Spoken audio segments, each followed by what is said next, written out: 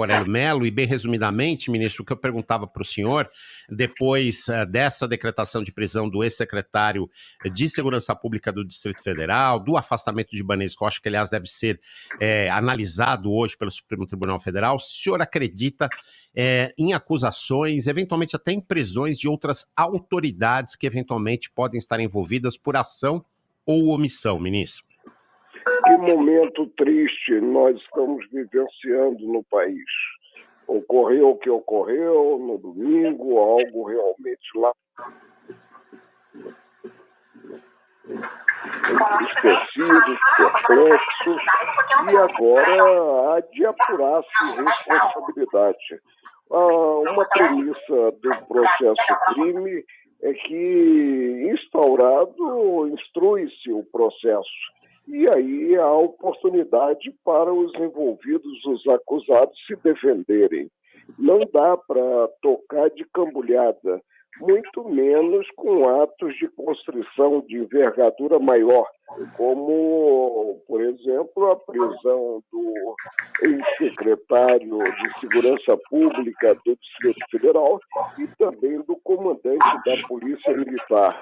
Nós devemos passar à sociedade temperança, ou seja, tranquilidade em atos praticados.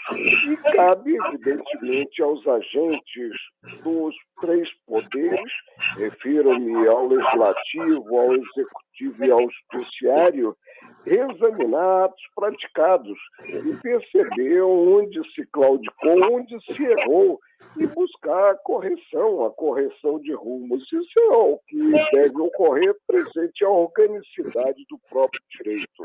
Eu não imagino tocar a vida nacional de cambulhada, ou seja, chegar-se a atos como esses a que você se referiu. Ministro, me corrija se eu estiver errada, por favor, mas o senhor se refere à prisão daquelas pessoas que ocupavam a frente do QG do Exército em Brasília e que foram todas conduzidas ao ginásio da Polícia Federal e mantidas detidas lá, é isso? Sim, nós tivemos a prisão de centenas, milhares de pessoas.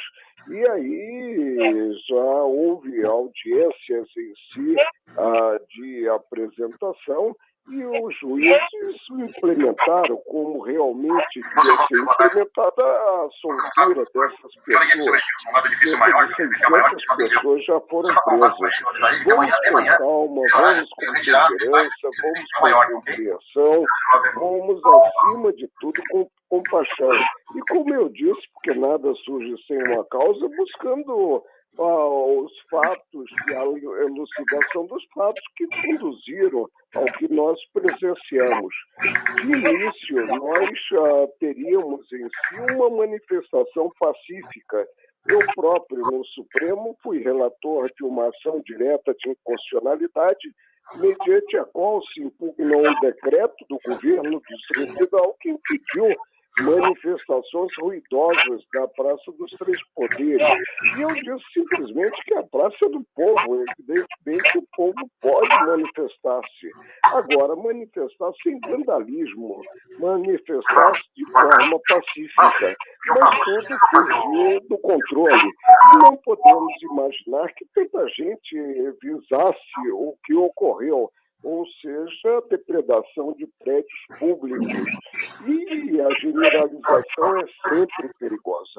Ministro, no entender do senhor, deixa eu só emendar aqui, Sônia, queria perguntar o seguinte, no entender do senhor, então, e pelo que determina a lei em vigor no Brasil, qual seria o procedimento correto das autoridades de segurança nesse caso envolvendo as pessoas que estavam ocupando os prédios públicos, que estavam ali na frente, na Praça dos Três Poderes, e daquelas que estavam também no acampamento na frente do QG do Exército?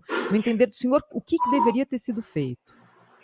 Prender de forma preventiva e até considerado flagrante aqueles que estavam cometendo os atos agressivos, ou seja, aqueles que partiram para a depredação dos prédios. Agora, como eu falei em si, colocar todos aqueles que estavam acampados lá de frente ao quartel-general, ao Forte Apache, como se denomina o quartel em Brasília, e em ônibus e levar para o estádio presos, ou seja, sob a custódia do Estado, é um passo demasiadamente largo que não se coaduna com o Estado democrático de direito. Ministro Marco Aurélio, aqui Sônia Blota, um prazer falar com o senhor no Jornal Gente na Rádio Bandeirantes. A questão é que estão atribuindo grande parte da culpa pela falta de proteção no dia dessa tragédia, principalmente ao governo do Distrito Federal e às forças de segurança. O senhor concorda com essa avaliação ou os setores do governo também erraram? Afinal, é aquela história, a ABIN avisou, por que medidas não foram tomadas? E a outra questão que eu faço para o senhor é se as forças se negaram a responder às chamadas do Ministério da Justiça ou essas vieram com muito atraso? Se subestimou o movimento em si. E no tocante ao Palácio do Planalto, por exemplo, nós temos, desde a época de Dom Pedro I, a guarda presidencial. Onde esteve a guarda presidencial?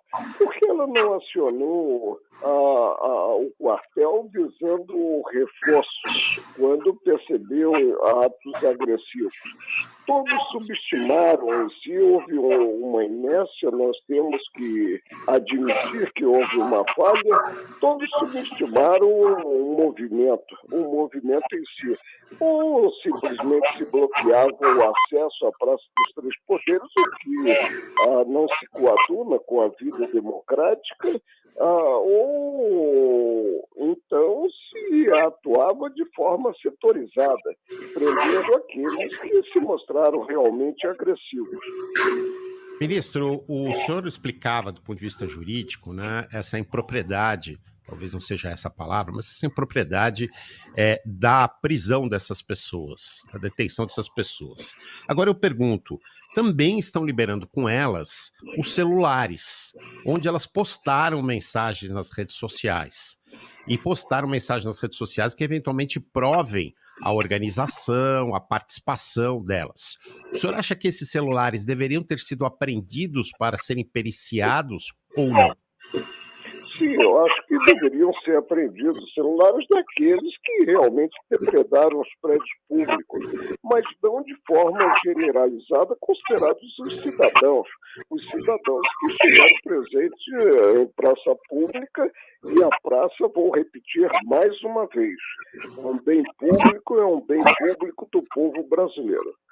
Ministro Marco Aurélio Mello, queria ouvi-lo também a respeito do afastamento do cargo do governador Ibanez Rocha, que foi decretado pelo ministro Alexandre de Moraes, num primeiro momento de forma monocrática, e essa decisão agora segue para a aprovação ou não no plenário do Supremo Tribunal Federal. Eu já ouvi opiniões divergentes em relação a isso, primeiro pelo fato de que houve uma falha muito grande na segurança do Distrito Federal e o governador é o responsável como figura maior da gestão pública no governo, mas também, por outro lado, o fato dele ter sido eleito democraticamente, reeleito, inclusive agora em 2022, tendo sido afastado por uma decisão de um juiz do Supremo Tribunal Federal. A sua leitura sobre esse caso qual é, ministro?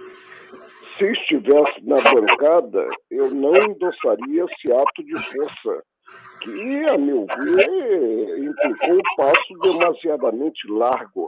Você disse muito bem que o governador foi eleito democraticamente, que se buscasse responsabilidade.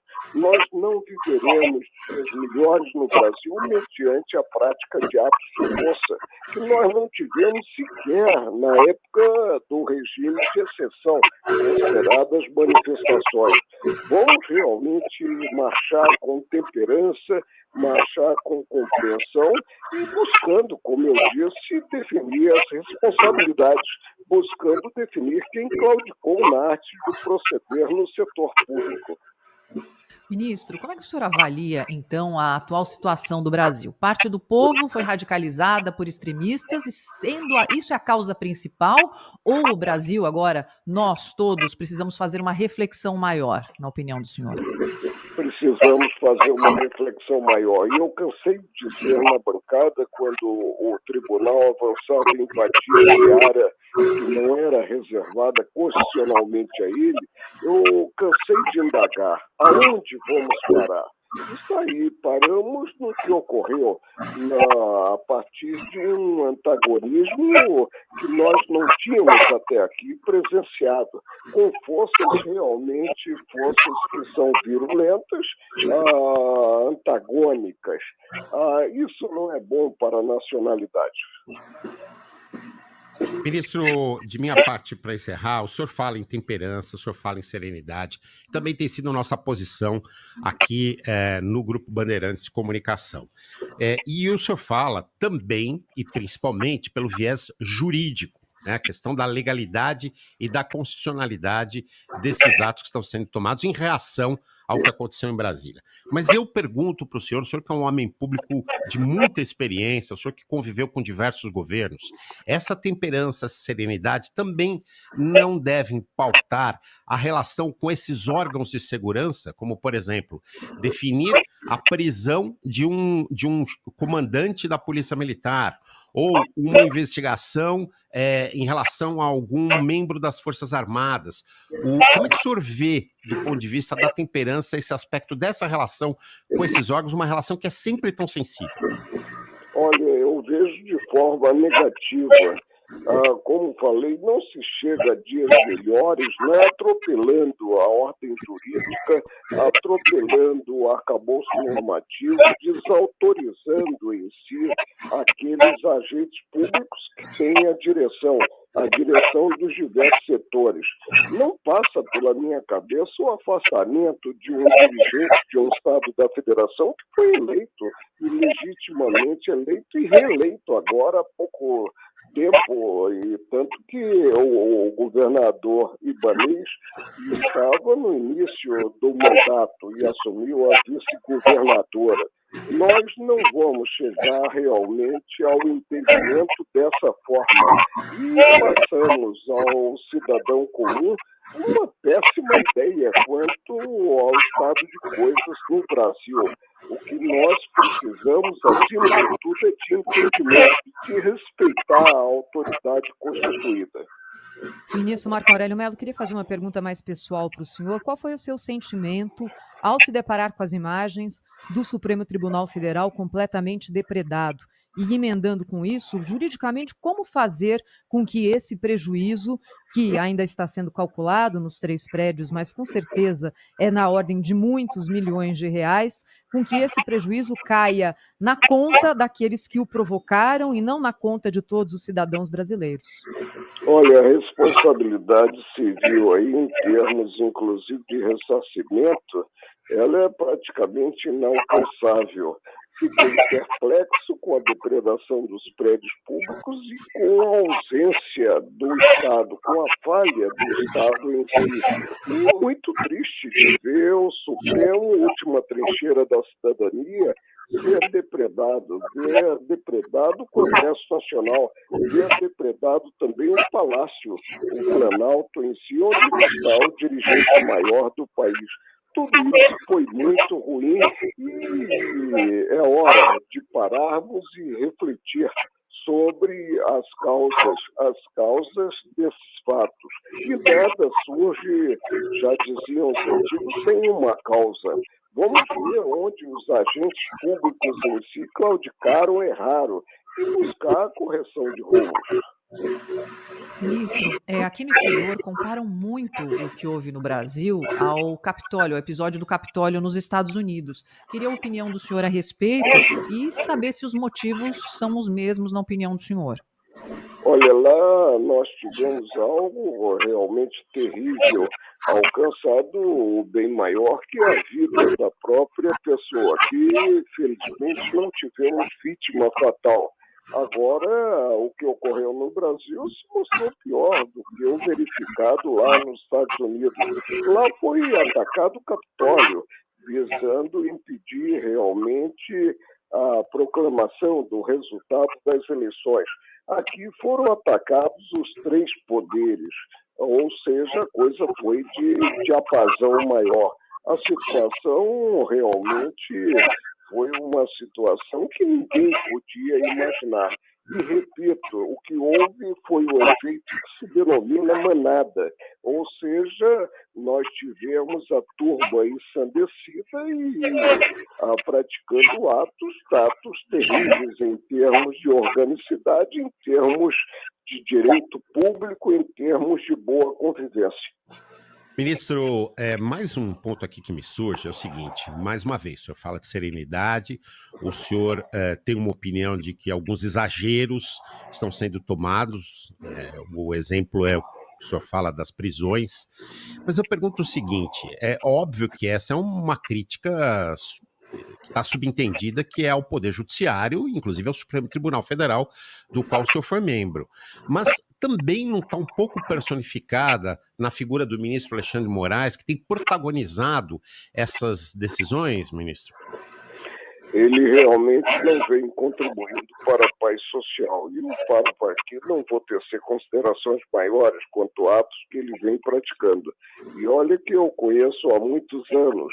E na época em que houve a queda do avião e em que faleceu o ministro Teori Zavascki, eu fui questionado por jornalistas quanto ao que se faria, como seria preenchida a cadeira de ministro do Supremo, e eu disse que o presidente Michel Temer tinha um homem talhado para a cadeira, que foi professor universitário, foi do Ministério Público, foi secretário de Segurança Pública do prefeito Kassab, do governador Geraldo Alckmin, e era ministro da Justiça.